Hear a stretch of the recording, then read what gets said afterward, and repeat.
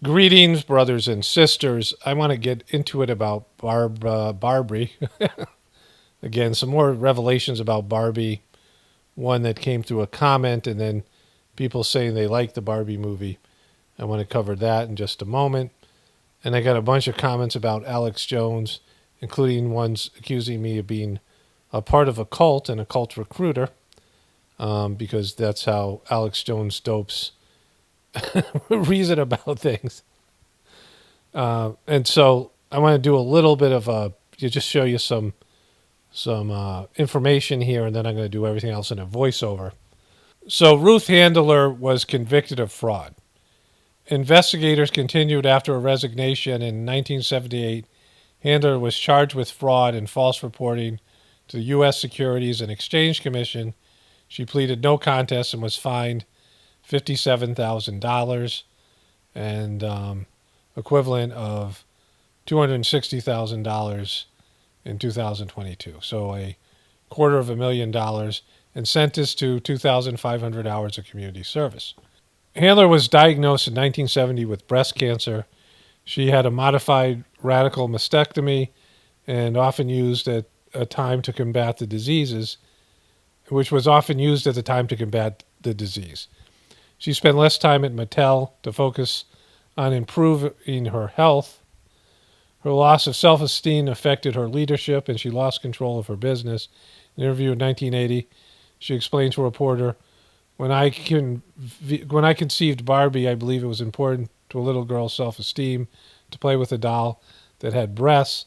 Now I find it even more important to return that self-esteem to women who have lost theirs. Due to difficulties in finding a good breast prosthesis, Handler decided to make her own, which helped a new business partner, Peyton Massey, and under her new company, Ruth Ton Corp., Handler manufactured a realistic version of a woman's breast called Nearly Me, aiming to boost confidence for women regardless of their health condition. The invention became quite popular, and then First Lady Barbara Ford was fitted for one. Ruth Handler received various awards for her philanthropy and business activities.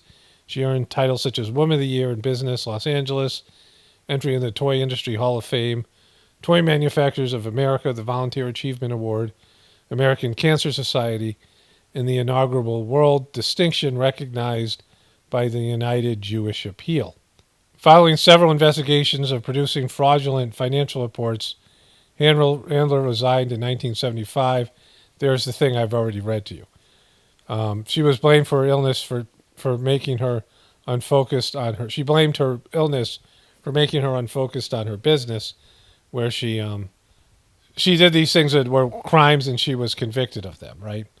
This was all easily available information to the people who made the Barbie movie. So we're going to come back to that. So one of the things is that she created the doll after her daughter, Barbara. And then she enlisted this guy who was a toy manufacturer and married to Zsa Zsa Gabor. There was two Gabor sisters. One of them, I think Zsa Zsa, starred in the TV show Green Acres. And his name was Jack Ryan, which is interesting from the Jack Ryan creator, a fictitious name. One of Alex Jones. So here's this guy, Stephen R. Pacinic. And it says here, Pacinic has made several appearances on InfoWars. He has claimed these various things here. He was born September 7th, 1943, is a Cuban-American psychiatrist, author, publisher, and conspiracy theorist. Of course, Cuba had a lot to do with Kennedy, the missile crisis, the Cubans that were involved in Watergate with Nixon, and were supposedly involved in the Kennedy assassination. In 1976, he was made Deputy Assistant Secretary under Henry Kissinger, Cyrus Vance, and James Baker. He was later consultant of the U.S. State Department of State. And, of course, this stuff with Kissinger recruiting, wanting to recruit Alex Jones. Alex Jones said that. I showed you that in the clips, that he talked about Kissinger wanting to recruit him, right? And he was on Alex Jones' show multiple times, and Alex Jones slathered all over him. This guy's an inside player, a part of the government, a part of the intelligence community, a part of Hollywood. I mean, he was a part of all these things. Here he is being on Alex Jones' show. And there's these articles talking about how he was, at least in part, the inspiration behind Tom Clancy's character of Jack Ryan. This is a Washington Post article. He's been there, has done that. It talks about Steve Pusinik here and all of that, right? And then here it is. It says here, Steve Pusinik, the former Deputy Assistant Secretary of State, talks about Kissinger and Baker. These were all, people that were part of Nixon's administration. Gerald Ford, Jimmy Carter, Ronald Reagan, and George H.W. Bush. He has been fictionally portrayed as the character Jack Ryan in a number of Tom Clancy novels and was Clancy's business partner on those projects, where he was functioning mainly as a technical consultant. He is also a writer in his own right, with several novels, a self-help book, and works of poetry under his belt. And they were partners on several projects, right? Aside from that, and he also has an IMDb page here, and he was a producer in various capacity, so has a relationship with Hollywood as well. So it's a weird tie-in because I'm going to talk about Alex Jones here, and I wasn't going to tie these two subjects together. It's based in comments and things that people have said, and I was going to do a follow-up video. But there's a weird tie-in because Jack Clancy, or Jack Ryan, Tom Clancy, but Jack Ryan has a connection to, a different Jack Ryan has a connection. A guy named Jack Ryan was partners with Ruth Handler. Of course, Handler, another name in the spy world. Pusinik was a spy, right? He was basically, that was what he did was he was a spy. He was in the intelligence community, linked to the intelligence community. And he had a former spy. The guy was connected to all these big players. Alex Jones had him on his show multiple times, and he's the inspiration for Jack Ryan. And then here we are making this video, and, it's more than just coincidental. But it says here, the doll was created by businesswoman Ruth Handler in 1964 and named it after her daughter Barbara. She got enlisted at local toy maker Jack Ryan. Soon after, they made Ken, named after Ruth's son Kenneth, and I'll get into that in a moment. Behind Barbara's squeaky clean girl next door image lies a string of lurid details about Mattel, which came to light in Toy Monster, The Big Bad World of Mattel, by New York Times bestselling author Jerry Oppenheimer. Of course, there was ties to Oppenheimer, a different Oppenheimer, with Barbieheimer or whatever they called it, right? When the two movies were released together, which was released in 2009. Ryan was married 5 times, including Zsa Zsa Gabor, had a passion for parties, prostitutes, and cocaine, and eventually died by suicide, in air quotes. So this is a guy who was her partner. He died by suicide. Meanwhile, Kenneth Handler, the inspiration for Ken, who married with 3 children, had contracted HIV from a gay affair and passed away at age 50 in 1994. So Ken was actually gay, or at least bisexual. We now know that. Ruth herself, often at odds with her co-creator, was eventually let go from Mattel over claims she falsified invoices, bills, and even customer signatures. And so there was this huge scandal that she had that was, there's a lot of darkness there at Mattel. So Kenneth Handler was an American screenwriter, director, and film composer. He was a son of Mattel founder Elliot Handler and Ruth Handler. Again, that wasn't her real name. Let's just go back to this here. We're going to come back to this because this is important. Her real name was Moscow. Creators of Barbie and Ken doll, which she named after that. He directed Delivery Boys and A Place Without Parents. He married Susie Handler in 1963. His mother publicly stated that his death was caused by a brain tumor, but multiple writers, including Jerry Oppenheimer and Robin Gerber, attribute his death to AIDS-related complications. Handler had come out as gay to his parents and acknowledged his AIDS diagnosis in 1990. His parents and his wife were all supportive of him and helped him however he could.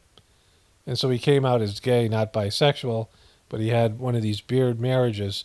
So it was a real mess of a family, right? And so this is what he looked like. Um, Here he is here.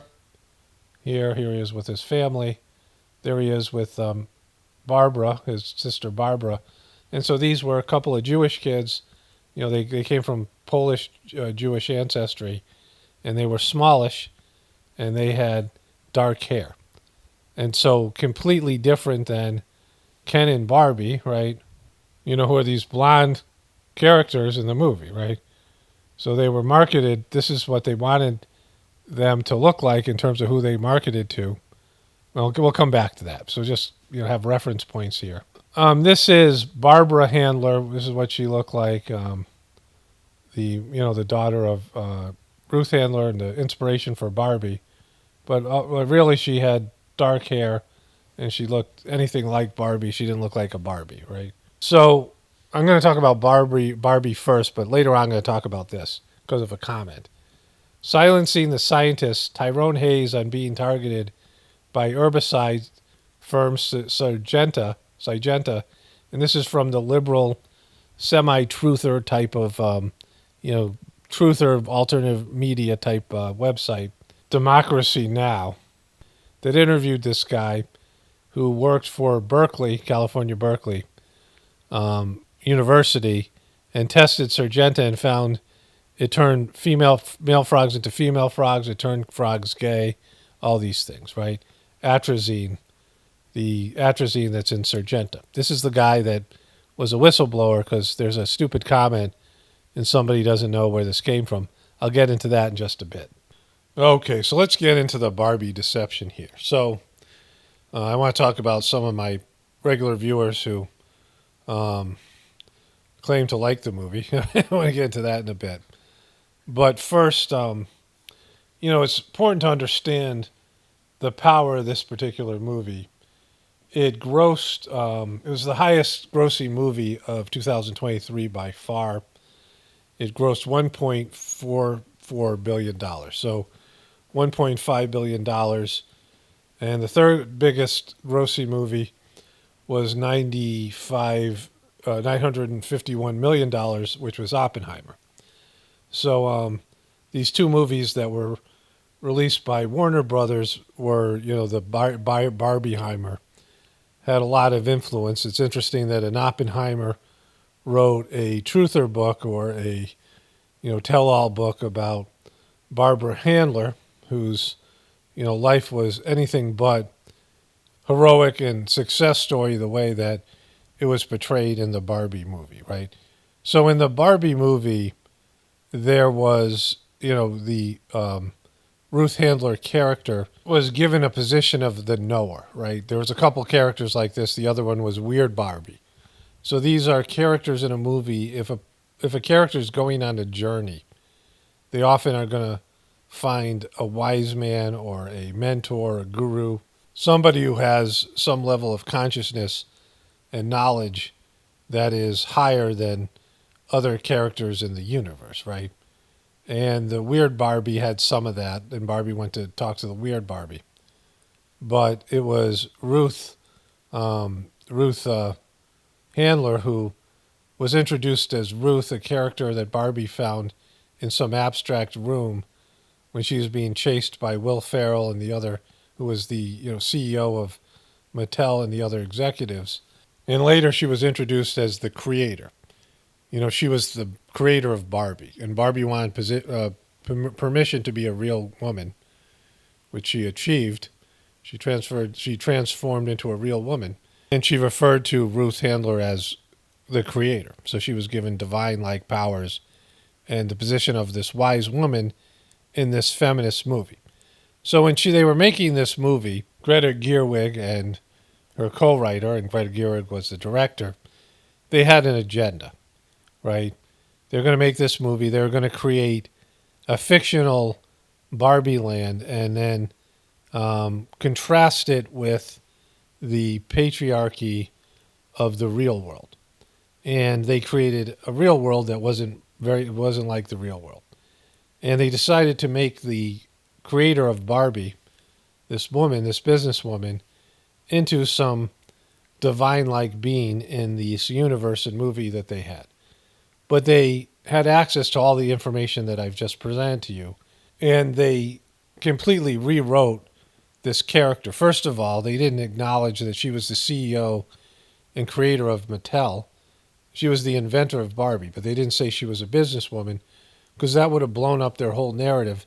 Because back in 1945, this woman was in charge of one of the most powerful toy companies.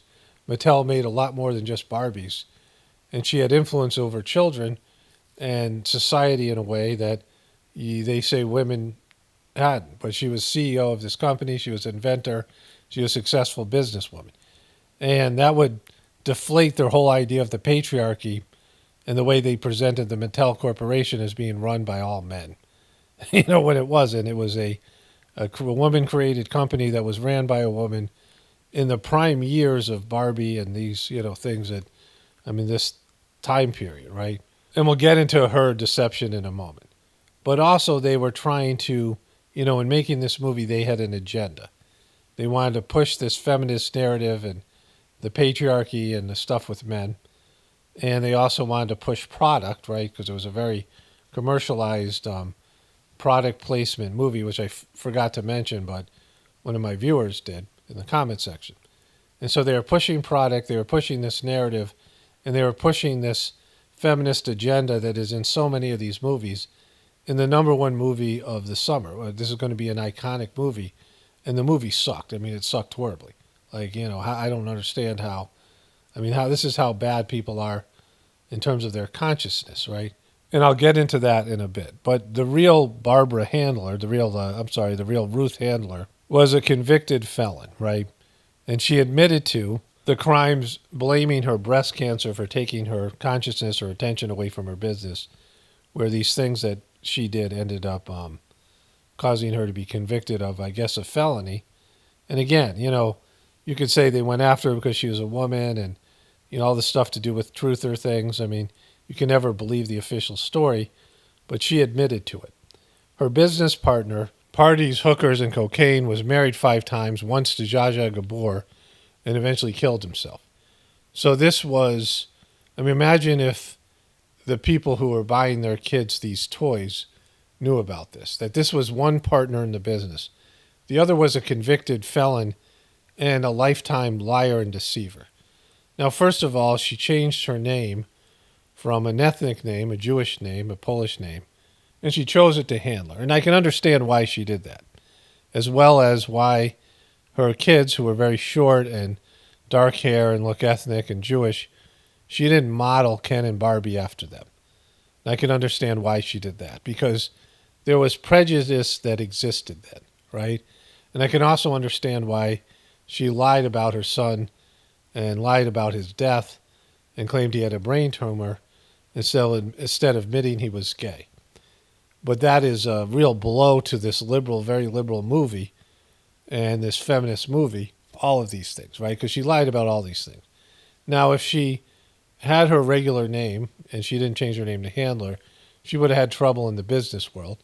It was probably somewhat difficult for her being a woman as well and being Jewish because, people were prejudiced back then. And if she made the dolls to look like Jewish kids and she said that they were sister and brother, well, that would have been problematic in the dolls themselves, right?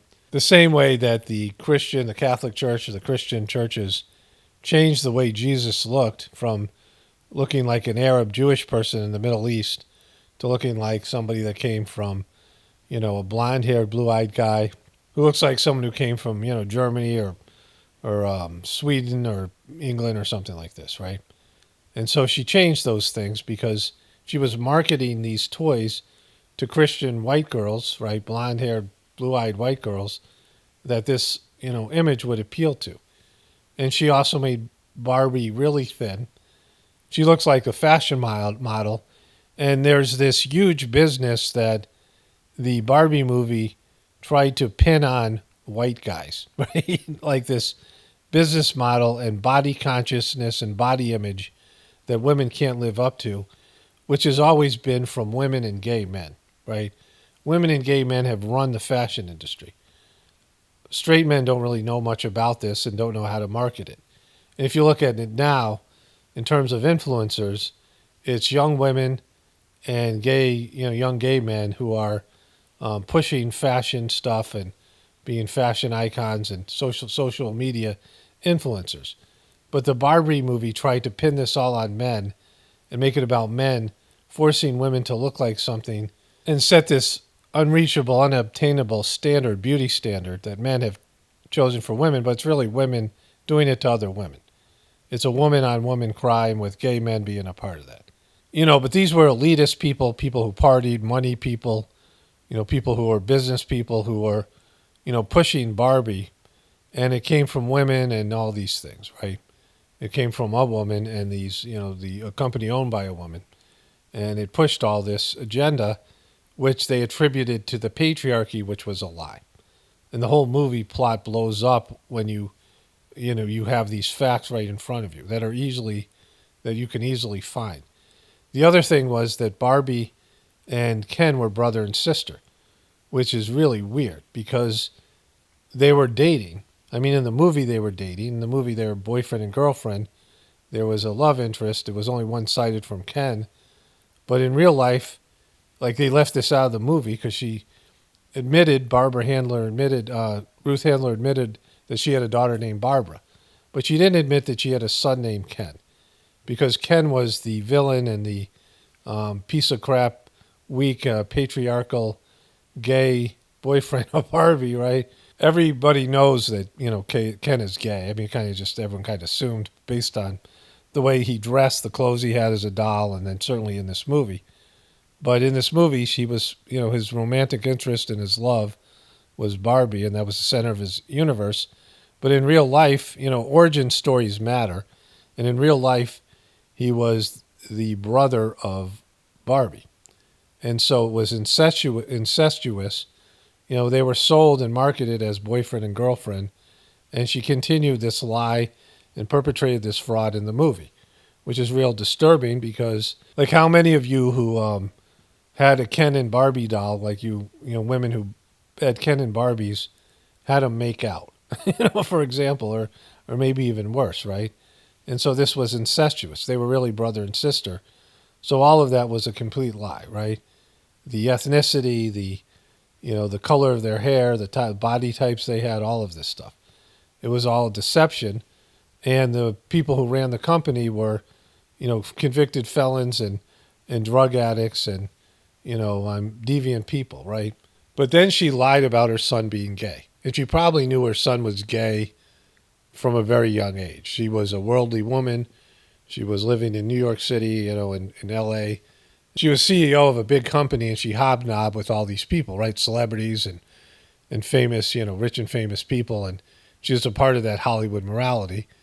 And she probably knew early on that her son was gay, but maybe pressured him or whatever he decided in terms of having this beard marriage and having a couple of kids and then finally coming out as gay after he got AIDS from some of his gay lovers. And she kept that. That's a narrative that would have probably changed the whole image behind the Ken doll, right? Knowing that Ken ultimately would die of AIDS from his gay lover after having a couple of kids with his sister, Barbie, right? Or in this case, Susie Handler. So it's all kind of it's a deception, right? Which blows up everything that they tried to do with this movie. Everything in this movie is a lie based in these facts. These are all facts that, and she lied about her son, and her son was gay, and that's against the whole feminist and liberal woke agenda that was being forced down everybody's throat in this movie. And she was nothing like that, right? This woman was a liar, deceiver, and convicted felon. And she lied about her gay son as well. So she was none of these things. And she wasn't some divine being as they played out. They left out all this information. Think about this magnitude of a movie that grossed so much money and, pushed this agenda that was completely not based in reality at all, right? And then the marketing and the products they're pushing here and the shilling they're doing, and it's all a big deception. It's all a big lie. Okay, so let's get into the the part where there were a number of my viewers, regular viewers, who left comments saying they really liked the movie or loved the movie.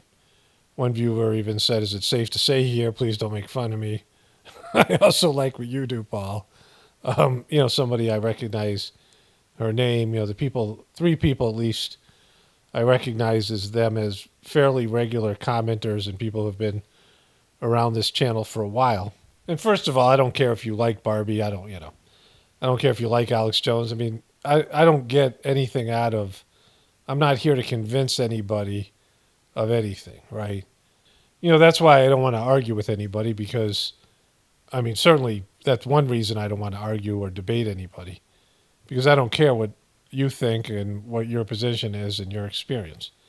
And whether you like something or not is your subjective experience. Like, I don't encourage people to pretend they like something just to be in with the crowd and, be in with the cool kids or whatever. And pretend you didn't like Barbie even though you really did. If you really liked it, I mean, I wouldn't say it here. There's no reason for it. But you can. I'm not going to ban you for liking Barbie.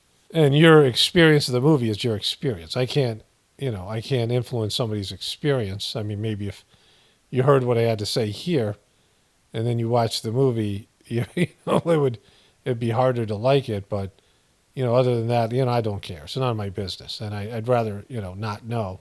But having said that, and I'm going to talk about that a little bit also, the same idea when I talk about people accusing me of being in a cult and being a cult recruiter, which is obviously the opposite of what I am. Because I'm not here to recruit anybody or to make anybody's mind up for them. I'm not selling you something, and I'm not, invested in your reaction to what my videos are and whether you agree with me or not. But having said that, I don't understand how there could be a cross-section of my audience and Barbie fans. I mean, I just don't understand that, how that's even possible, right? Because to me, the movie is so bad. Like, I don't know I don't know how many people saw it. If there's $1.4 billion it made that much money, or it grossed that much money, I don't know what that translates, but there's millions upon millions of people who liked it. It got a high ranking on all these, these scores, the Rotten Tomatoes, and it's a bad movie. Now, first of all, I expected more of it, even though I knew I wasn't going to like the feminist part, and I knew I wasn't going to probably like the movie. I expected it to be a polished, well-made movie, which it wasn't. There are well-made movies and TV shows that, HBO does a lot of great TV shows and movies and things like this, especially their series. Game of Thrones was not. It was the opposite of that. I didn't understand how it was so cheesy and poorly done and why it was so popular.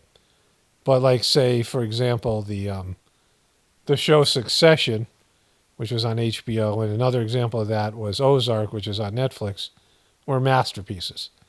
But after watching them, I didn't feel good. It had a negative effect on my spiritual condition. It was gross, and I didn't like, even though I respected the endings as being good endings for the show, but were dissatisfying on a psychological and, every other basis of what I value. And just the deviance and the negativity and just all the crime and the degradation of humanity that's not wrong or not, to me it wasn't exaggerated, but it was just hard to watch, right? But they were well made. They were done in a way that they were masterpieces for what they were. I'll never watch them again, but they were masterpieces. And Barbie was a blockbuster movie. And I expected it to at least be, I don't know, well done, like for what it was, but it wasn't. You could tell right off the bat by the audio and just all of the visuals and the music and everything that they did. It was not meticulously done. There was not really a strong plot. There was no real character development. But it was more than that. It's just the tone and when you watch a really bad movie, a B movie, and within the first 5 minutes, it's going to suck. It's just not a quality movie. The acting's bad. The directing's bad. And it makes you appreciate a good movie when you see it because of all the bad movies that are out there. That you watch a few minutes of it and you can't even watch anymore. It just sucks. It's not interesting because, at the end of the day, this is storytelling. Human beings love stories, and our culture and our internal worlds are based in stories and fables. And all native cultures, all Aboriginal cultures, all village-based cultures had storytellers and story time. And this is how people spent their entertainment hours, right? It would be somebody telling a story around a campfire somewhere, and a good storyteller, and maybe there'd be some music and these things, minstrels or whatever it was, captivated, myths and tales and fables and legends and things, helped to shape someone's internal world, shape their morality, shape who they were as a person. Stories are really important to human nature. And in the modern day world, our stories come to life in the form of videos and TV shows and movies and things, right? I guess even to some extent video games. And at its finest, a great movie will pull you into the movie so much so that you forget about who you are as a person in reality, and you're just watching this thing almost like you're immersed in it, right? And these movies that are so bad you can never be immersed in them. You can never it's like almost like a spell's being cast, and you can't be drawn into it because it sucks so bad. And to me, that was Barbie. I mean, Barbie was, the epitome of that. And again, this was a high budget movie, the number one movie of the year, and it was just poorly done. So poorly done, like all the actors that were involved will be permanently, certainly Ryan Gosling and Margaret Robbie will never get the stench of Barbie off them as far as I'm concerned. They'll always be remembered, whenever I see a movie with them in it, I'll remember how, they were part of that disaster, which was, a horrible movie. And oftentimes movies are there to push a point of view. And of course, right now is liberal Hollywood. That's just, it's always been liberal Hollywood, but now more than ever. And they're not hiding it. And they're pushing Hollywood morality and all these things that we know to be complete garbage. And they're doing it in a heavy-handed way, and it sucks. It sucks to watch. And they did it in such a disastrous way here, but now we know the truth of it, that the story of the creation of Barbie and the company and the woman who ran it and her, her gay son and these kids who are brother and sister and all these things did not jive in any way with the agenda and the story that they were trying to force feed us all. And so for that, it gets an extra level of suck today, that I didn't know yesterday. I mean, the more I find out about Barbie, since I watched the first trailer, I'm like, oh, this is going to suck. Then I watched the second trailer, I'm like, oh, this is going to suck worse. And then whatever else I heard about it, and then all the people complain about it who saw it, and all the stuff about how it was anti-man. And then when I sat down to watch it, and I already was prejudiced about it being bad, and I, thought it would probably be better than I thought going in, because I already had a bad opinion of it, but it was even worse. And it kept on getting worse. Like just when I thought it was as bad as it could be, it kept on getting worse. Then a couple of people leave comments, and I found out there's even more to it that makes it worse than that, than it was before, right? And ultimately, besides the manipulation, the agenda, and all these things, it's a bad story. It's bad storytelling. Alex Jones, at least for what he does, he's a fear-based propagandist, but at least he's good at what he does, right? I mean, he's good at, being Alex Jones, and I can see why he has an audience. I can see why people like him. I mean, dopes, and I mean, I know the kind of people who like him, especially now. He's gotten worse over the years, and it's just out there of who he is, and, everyone should know he's a shill and disinfo. But even in that, he's better than Barbie, right? He's better at what he does than the people who acted and directed and wrote and produce this, this debacle. Okay, so I'll maybe talk a little bit more about that as we go through the Alex Jones things and some of the comments here. And so, I got a lot of pushback, not a lot. Like the majority of comments, obviously, I can only remember 3 comments, maybe there were more, of people who liked Barbie, right? And, I don't know what that was about. And, they were regular people.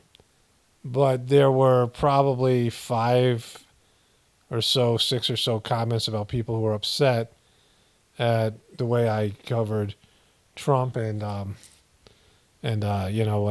Alex Jones and Tucker Carlson.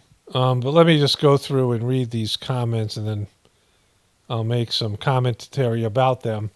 One person wrote, "Wow, you're completely clueless, but you have a channel anyway." Now, clueless about what? Who are you upset about? Trump? Are you upset about Tucker or Alex Jones, right? Or all three? But I'm the clueless one. Your comment sucks, right? The person's comment is remedial because it gives no context to their position. Then there was a couple of them that I'll get to in a bit about the stuff to do with my meditation that I do. And then another person said, "You're not very good at this." But let's start here with these comments. Where a person said, well, this is another one. "Who is better than Trump? Vivek. If Trump wins, it might be a contaminant. It might be a containment. Take us back to Fresh Prince days. Who cares if you are black or white? We're all Americans." I don't even know what that even means. But, you don't have to vote. Like, nobody ever thinks about that as an option. But then this person wrote this one. I want to start with this one. And it said, "Look up atrazine and tell me this is not the cause of many issues today in America. Alex Jones was right about frogs, and atrazine can make them gay and change their gender. Nuff said, biatches." And then the person followed it up with this. Somebody else says, "Of course he has to reveal some truths." And the person says, "Well, honestly, if anyone said these things, they would be laughed out, not just him, because it's crazy to think that the government would not ban atrazine if there is proof. So the idea that it turns frogs gay, right?" And so I don't know what that person said. But, in terms of defending Alex Jones, I covered this as well. But I did it in a much better way because, it's more sophisticated and more rational what I do here and more based in truth and whatever else, right? And so it comes from that report that I showed you, and I showed the report. I don't know if Alex Jones, when he covered it, showed the report, but I know he did a rant on it, which only makes it seem crazier. But when you base it in a liberal scientist, an African-American scientist who's on a liberal program, and that this guy was chased out of the university and he had thugs come after him because he was supposed to give them a clean slate. But atrazine, Surgenta that made the atrazine is banned in Europe for all these reasons. So it was tested in Europe and they banned it there. Now this is being sprayed at local parks and on people's lawns and on parks, and kids are playing there, right? But this guy did these tests and he found that it had these devastating effects on kids, and the frogs were, not only turning from male to female, but were able to reproduce. I mean, all these things that it was doing, right? And they knew about all this, and the European studies were there, and they went to California, Berkeley, hoping that the college that they donated so much money to would give them a bogus scientific report, and the guy didn't do it, and they threatened him. They went after him. They ostracized him. I mean, just watch the report. But the way I covered it was in this manner, where Alex Jones made it sensational and sensationalized it. And Alex Jones, pitches for crazy. In fact, lots of Alex Jones supporters and people who are QB supporters don't think they go far enough, right? I mean, they think of Alex Jones as being moderate. And so that's the problem there. Alex Jones has to, exacerbate these things and pitch them with fear. But I knew about it and I covered it, and so many other people did as well, right? It wasn't like Alex Jones, he just has a bigger platform and he has a bigger name, but all of us covered it, right? Lots of us covered these various things. I mean, I stopped covering these things as much because it seemed pointless to me and I got tired of doing it. But I used to cover these things as so many other people did. It's just that Alex Jones always made things worse, right? And you can see it from, everything that he's done in terms of the way it's hurt the truth community and the way that people now use that as a way to go after the truth community. I just found something. I wasn't looking for that. One of my viewers said that Alex Jones said that he and three other people invented Q under oath in some court case, and I couldn't find anything about that. If anybody has things, they can send me this. People accused him of something else. I can't remember what it was. But I looked into that. I couldn't find anything on that as well. But what I did find was MSNBC did a hit piece on Alex Jones saying his 5 worst conspiracy theories, and one of them were about these frogs. And they could easily look up the study, and they could easily do journalism and realize this came from a liberal professor and a scientist. But Alex Jones has wrecked it with his sensationalism and made it into a joke. That's what Alex Jones has done for them. And anybody can see it. Like, he's hurt us and hurt the truth because of the way that he presents things. He does it in a fear-based way, pitching for anger and fear and trying to, use it as a way to shill for his products and all these other ways that he sucks.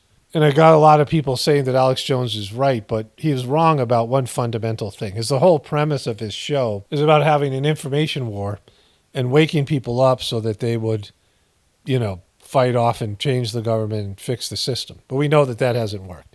We knew this early on when we ran into sheeple and other people that wouldn't believe in these things. Of course, Alex Jones, the way that he pushes the information on people, he pushes people away. And he went to the far right, and he catered to these QB type people, and he wasn't truthful and honest himself. So that's all a lie. His whole premise and the way that he's gone about it is all a lie. Because if it was an information war, he wouldn't be so emotional and so demonic, and he wouldn't be shilling for things, and he wouldn't act the way he is and creating these stereotypes and profiles for the way that they think about truthers. But Pockets of the Future, the way that I do things here, has turned out to be completely true, right? At least it's heading in that direction. And that's the idea. I went out to dinner with my wife, my mother-in-law. My family went out to dinner with my wife's mom. And I had seen her for a while, and, I don't want to get into the kind of person she is, but it's not a person that I would feel comfortable talking about the stuff I do here. And she asked me about my YouTube channel. And she's a very liberal person, and, she's older and a little bit confused. And she said, "You still have a YouTube channel?" I said, "Yes." And she said, "What's it called?" I said, "Pockets of the Future." And then, a little time went by. My wife, went to the bathroom or something. She was sitting between us. And, my son was there, and, there's other people there. And, but she asked me, "What does Pockets of the Future mean?" And maybe you guys know, or maybe you don't. But telling somebody who's older and liberal and, she's very mainstream. And so I started to talk about it.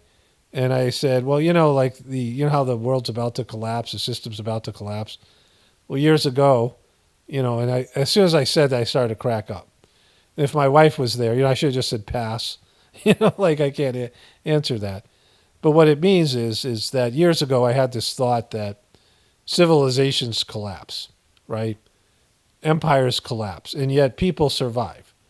All the people in that empire don't die. And there's references to empires collapsing and civilizations collapsing and cities collapsing, but some of the people survive. And some of the people see the collapse coming. And in our case, we are completely weakened by our lack of knowledge and ancestral skills that we gave up to live in the city. And we're 100% dependent on this civilization and our system.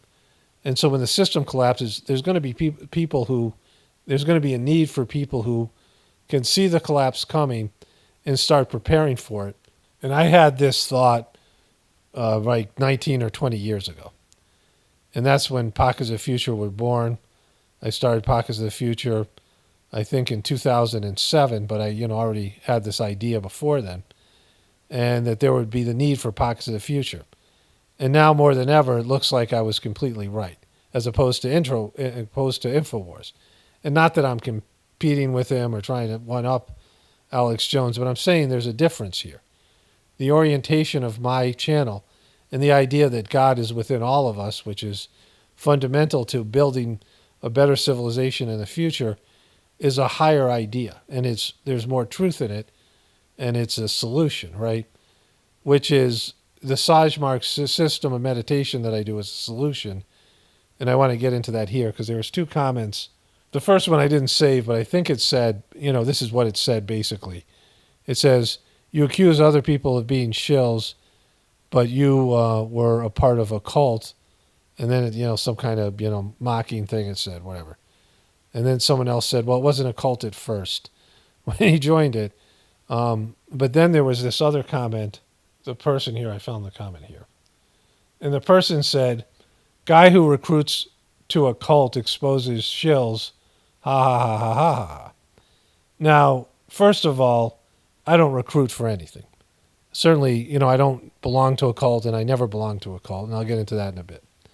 And the difference between all of these people, whether it be Barbie or Movie Maker or Alex Jones, and the Sajmark system, even the Heartfulness system that's now corrupted the Sajmark method of meditation, right?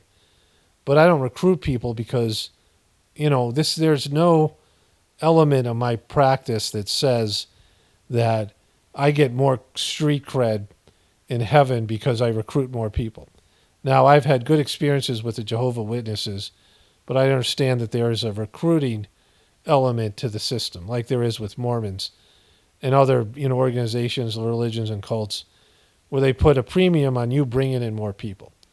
And there's never been that in Sajmark. And quality and people who get it, is more important. I put information out here about the Sajmark system because I believe it to be the solution to the problem that we now have. It connects people to God through transmission and cleaning. And for those of you who have experienced it, and there's a number of people who can feel the transmission and cleaning and do the practice, they see the benefit of it. And there's no organization that's cult-like, even now in the Heartfulness system. And I'll talk about that in a second.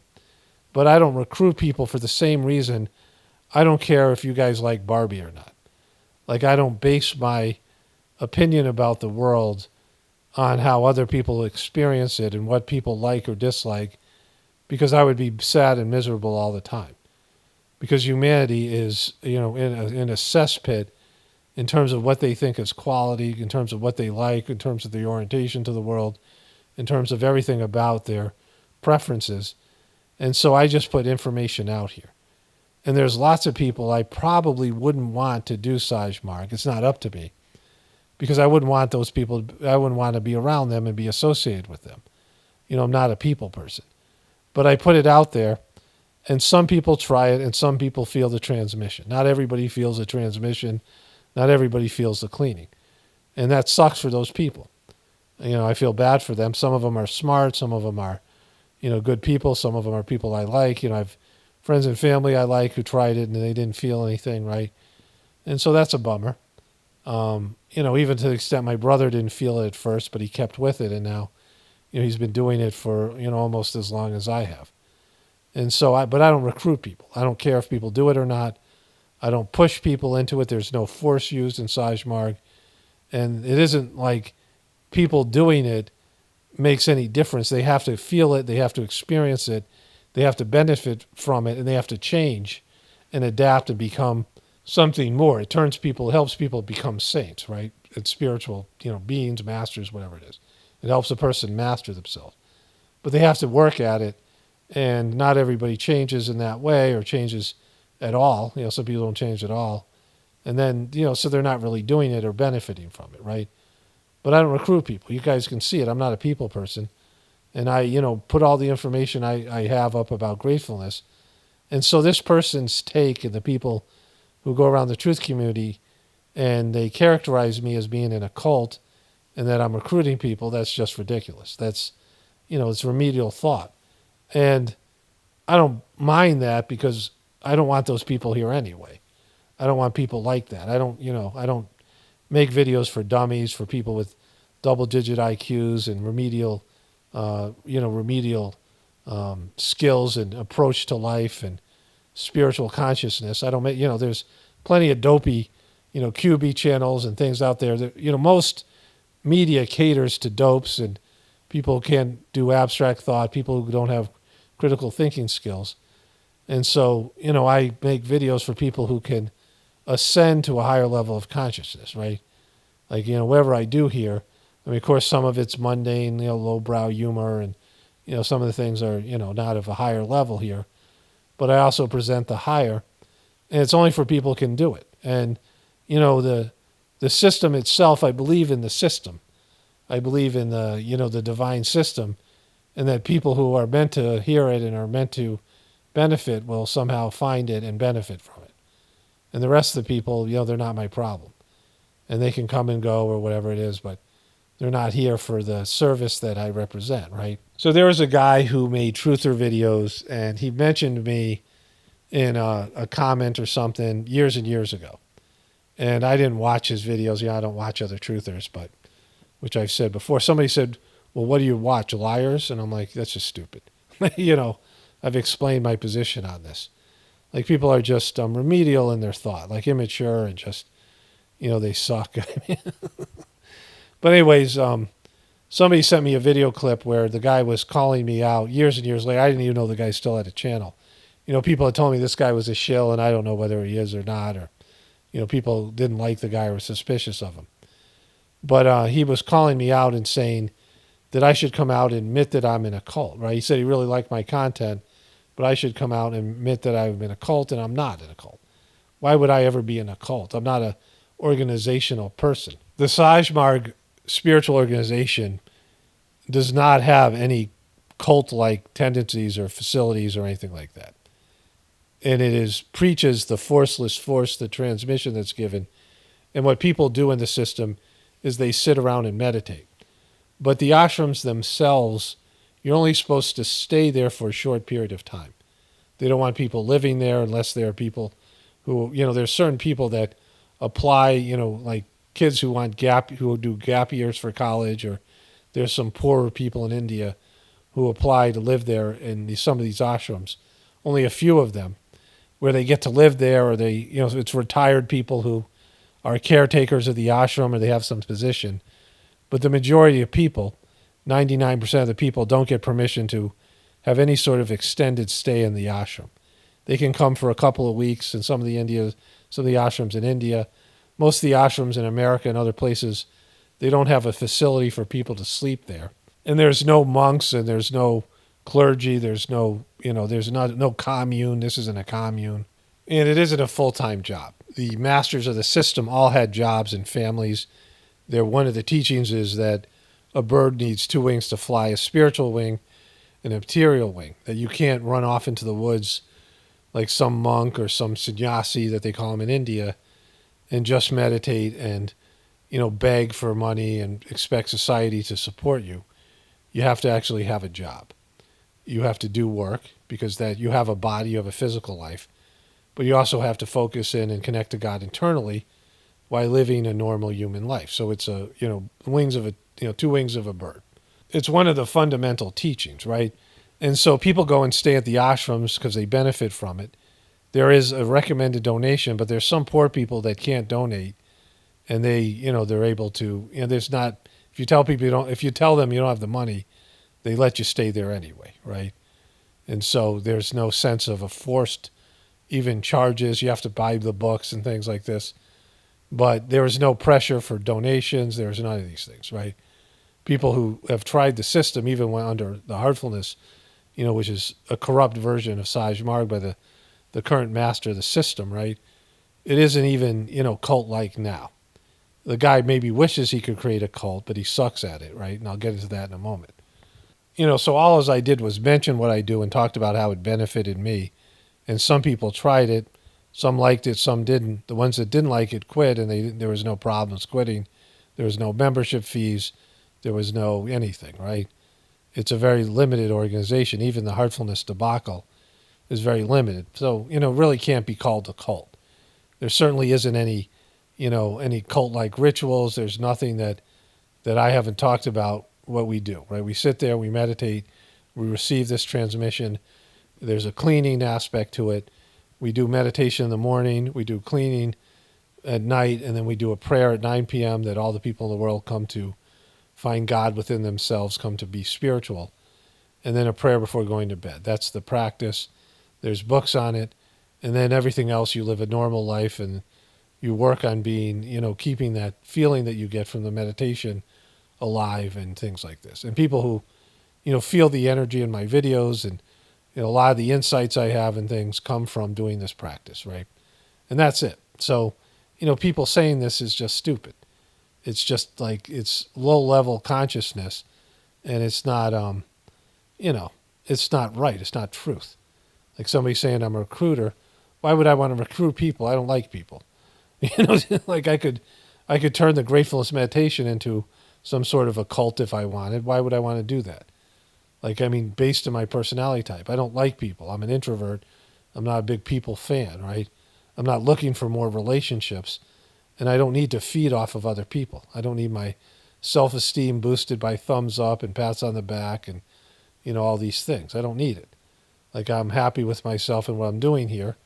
I'm not this. I don't consider myself brilliant or a hard worker or these things, but I feel like I'm doing what I'm supposed to do, and I'm congruent with my soul's path, and I'm going to keep on moving along. You can always improve. There's always self-improvement, but I'm not. I don't need external validation, and so anybody who listens to me would kind of understand that if you had any capacity to read people or understand how they are. And so, like, these are just the stupid things people believe and trying to put you in a box. But the difference is between, so the current master of the system, Kamlesh Patel, was a good practitioner of the system, a good preceptor, somebody I knew for years. He looked like he was going to be a good master, and he succeeded Charji, the previous master, and the spiritual work that he needed to become the master was there. But the guy just completely collapsed. It was hard for me to see because I had seen all the work that went into him. I had known him for some number of years, and I thought he was, I knew he was a good practitioner of the system, but he just imploded, and he got into all this stupid stuff. But it's far from being a cult because he sucks at it. Maybe he wants it to be a cult, I don't know, the people around him, but they all suck. They're all chuckleheads. They're incompetent. They're embarrassing. It's like Keystone Cops, Three Stooges kind of level stuff. And everything that he does is a fail. He fails constantly. They can't bring people in. They're losing people, and they're doing it, in the worst possible way. And so you could say it's a cult, but not like a cult, a cult in the sense that the guy is corrupt. He's taken something that used to be great and pure and turned it into something self-serving and selfish. So in that sense, but I'm not a part of that. Once I realized the guy had fallen, but even that, he's not like a cult like Jim Jones or a commune. It's nothing like that, right? It would only be that people, are hit up for a little bit more money or whatever. But that's not even happening because he can't inspire anybody. He has no charisma. He's the worst cult leader ever. He's the worst spiritual sham. He sucks. Like he's just bad at everything. He's just a complete failure. I talk about this extensively in the Journey series. Whereas Donald Trump, who has a cult, the cult of Trump, and Alex Jones, who has a cult, is the cult of InfoWars cult, is based in fear and anger, manipulating people. Alex Jones is admitted to being a performance artist. Trump is a salesman and a flim-flam man, and they lie and tell people what they want to hear, and they've completely, failed these people, and have done a lot of damage in society, right? Much more damage than Heartfulness could ever do. Like there's, in terms of the people who do Heartfulness, it's some thousands, where millions of people have been influenced by Trump and Alex Jones. They've hurt the truth community. They've hurt all us in various ways. Tucker Carlson, they're shills and people who have, exacerbated the current system the way it is, the current divisions within the system, and they all suck, right? So the differences there between them and Naji, Kamlesh, the president of the system, are extraordinarily, what they've done is way worse, right? But what Kamlesh has done that is worse than them is they took a solution, because Alex Jones and Tucker Carlson and Trump never had the solution. The idea that you have to connect to God within. And they didn't have a system. If they had that solution, they didn't have a system that would help people do that. They have corrupt religions and, just BS ideas or whatever, but nothing that would help people find and connect to the God within them. But the Sajmark system did that, and Daji's wrecked that. So to me, he's a worse person because of what I know about the Sajmark system. Like, he's worse than they are. And, what he's done is hurtful to me and all the people who do the system. And so even though he sucks and he's a putz and a chucklehead, the damage he's done is worse than what they've done. But in any case, it's not a cult because you need a person with charisma to start a cult. And I'm not a part of any of that stuff, right? I was never a part of any sort of a cult. You guys want to characterize it like the Christian religion is much more a cult than even Heartfulness is, and certainly than Sajmark. Sajmark is like when Jesus was alive, but Jesus didn't have the ability to transmit or to clean, which is it's a next level spiritual service. But either way, like, I don't care if you do it or not because, most of you I wouldn't want, I don't want to associate with, right? Like, most people are just a burden, like I'd be burdened by people. I don't want to be burdened by people. Like, people have to step up, and if they want to do the Gratefulness meditation, which is, my version of my offering as, a way to do Sajmarg now that the official organization that has collapsed, and I give, these extensive videos, comprehensive videos that have everything in it so people can start it, but it's up for people to start it and stay with it. I'm not going to carry people. I'm not going to, I just can't do that. I don't have the energy for it. I don't have the, the motivation to do that. But I tell people about it, and I give people the opportunity to do this. And if people want to do it and can do it, they have to do it on their own. Like, they can't expect me to carry them through whatever they have to go through. And, it's not great, and I wish I could do more, but I can't. And certainly I'm not recruiting people for those reasons and all the things that I've said here, right? And so, like, there's a huge difference here. And like I said, InfoWars is a lie, but Pockets of the Future is coming true, right? And you guys can judge that for yourselves. Anyway, I'm starting to lose my voice here. Only spirituality will save this world. It's Paul Romano, definitely pointing for the apocalypse and the ascension. Everyone have a blessed day and be grateful.